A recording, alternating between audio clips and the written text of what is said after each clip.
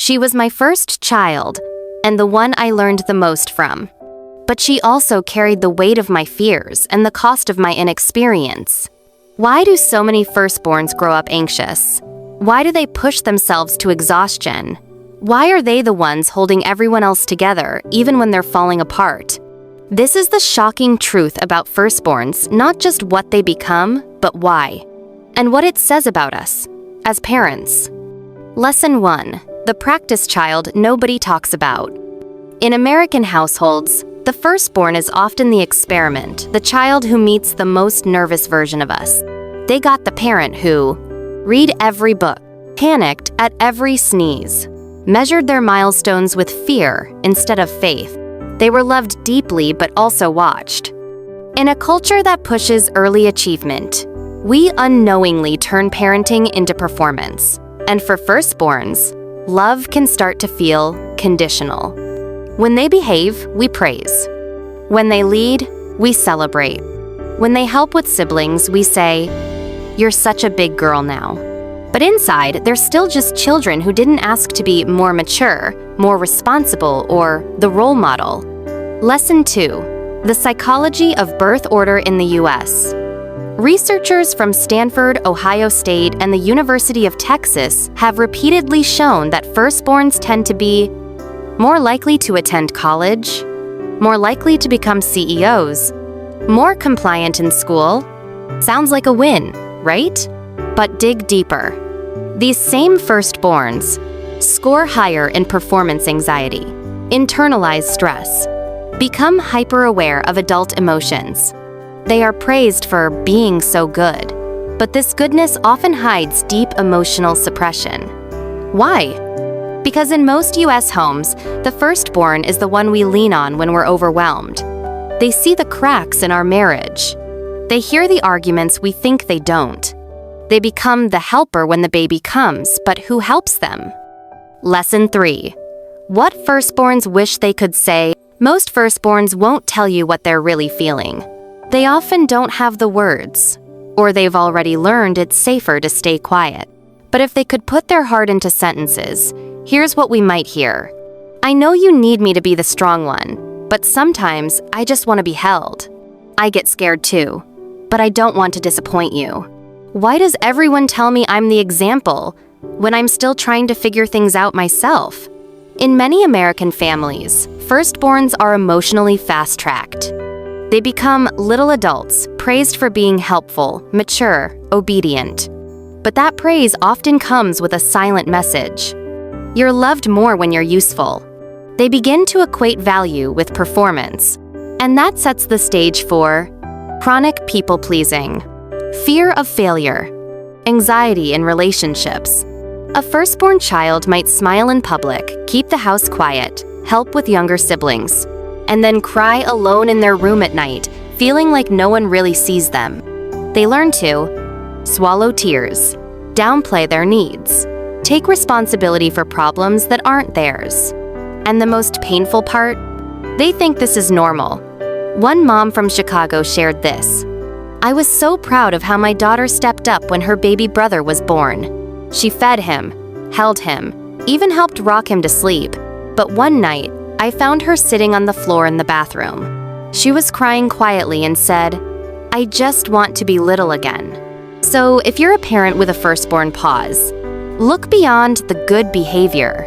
Ask questions they don't expect, like, "Is there anything you wish I didn't make you do?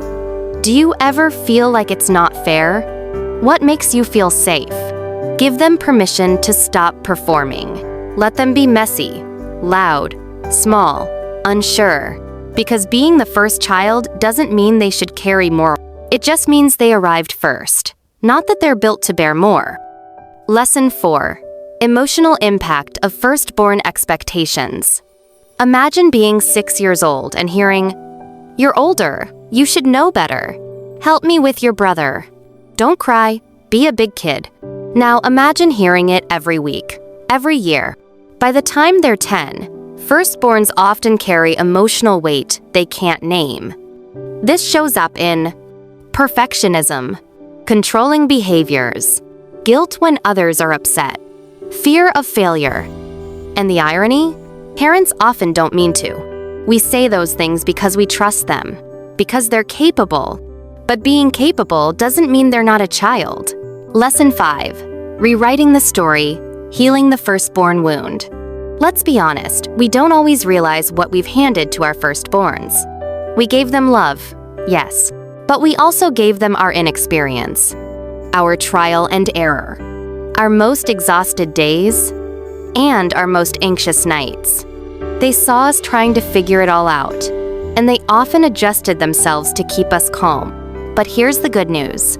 It's never too late to rewrite the narrative, not with perfection, but with presence, repair, and intention. Step 1. Start seeing the child, not the helper. Your firstborn isn't your assistant. They're not a built-in babysitter. They're not the mature one by default. Let them be just a child with all the messiness, emotions, and needs that come with it.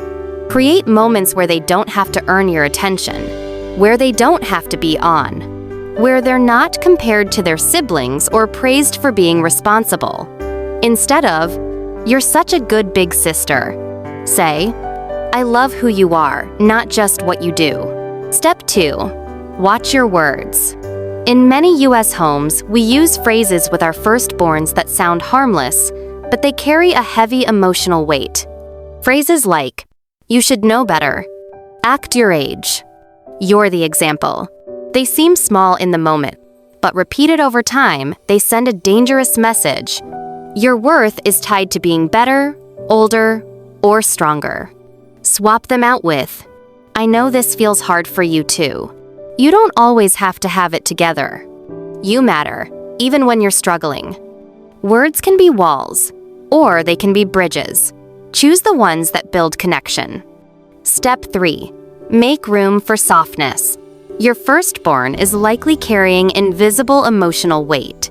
So begin to lighten the load not by changing them, but by changing how you respond to them. Start with, "Apologies when you mess up. I was too hard on you earlier. That wasn't fair." Acknowledgements. "You've been trying really hard and I see it." Quiet moments. Reading together, going for walks, baking, or doing something with no expectations attached. Let them feel at last that they're not responsible for your peace, that their value isn't performance, it's presence. Step 4. Undoing doesn't mean you failed. This is important. Healing doesn't mean you are a bad parent. It means you're an awake one. Firstborns aren't ruined. They're resilient. They don't need you to fix the past. They need you to show up differently now.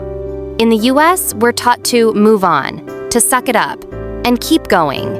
But your child's heart doesn't want you to move on. They want you to move closer. Lesson 6. The legacy of the firstborn. Your firstborn carries more than your name. They carry your early mistakes, your breakthrough moments, your unspoken expectations, and often, your unhealed wounds.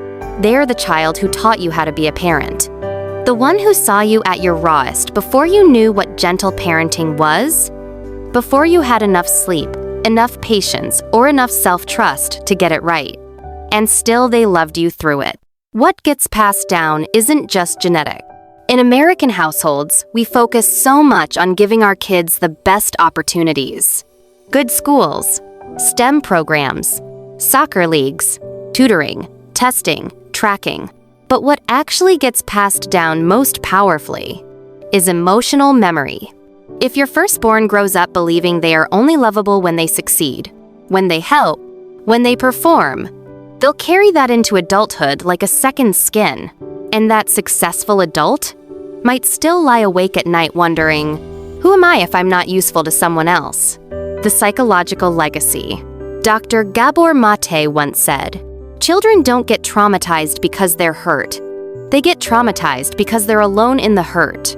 Firstborns often learn early to go through life silently, absorbing stress to protect younger siblings, keeping it together so no one else falls apart. They become the fixers, the achievers, the ones who hold everyone up. But inside, they're often the ones who need holding the most. Let's rewrite the legacy. Here's the opportunity every parent has to rewrite the legacy. starting now. You can normalize emotional check-ins. How's your heart today? Are you tired of being the strong one? Celebrate them for being not doing. You don't have to carry it all. I love you even when everything falls apart. Invite them to let go. I'm the parent. You can rest now. These moments might seem small, but to your firstborn, they are life-altering. What they would not forget. Your firstborn won't remember the Pinterest perfect birthday cakes, or the chore charts, or how clean their room was. They'll remember how safe they felt around you, how often they were allowed to cry, how deeply they were seen beyond their strengths.